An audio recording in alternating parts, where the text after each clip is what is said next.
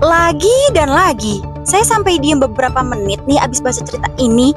Karena saya nggak nyangka, beliau bukan cuma kehilangan ayahnya karena diabetes, tapi beberapa tahun kemudian, beliau sendiri juga didiagnosis diabetes. Ini ceritanya Bu Francisca, usianya 24 tahun. Awalnya beliau tuh baru tahu kalau gula darahnya tinggi pas mau tes kesehatan sebelum nikah. Pas dicek hasilnya bener-bener bikin kaget, 400 mg per desiliter. Padahal selama ini tuh beliau ngerasa ya biasa aja.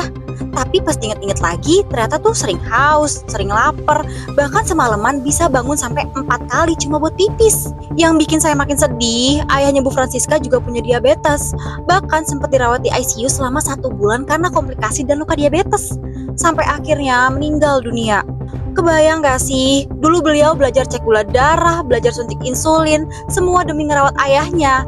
Tapi siapa sangka, beberapa tahun kemudian, ilmu yang dulu dipakai buat ngerawat ayahnya malah harus dipakai buat dirinya sendiri.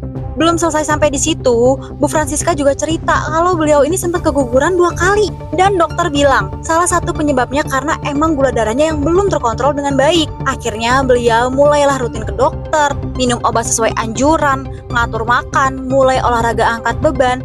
Dan karena emang bener-bener pengen gula darahnya lebih terkontrol, beliau nih juga mulai cari-cari edukasi tentang diabetes di Instagram.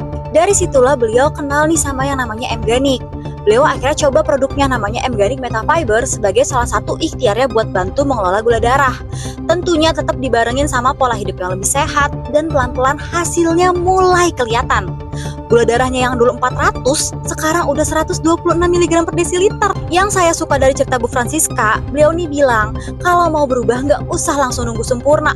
Mulai aja dulu dari perubahan kecil, terus dilakuin pelan-pelan sampai jadi kebiasaan.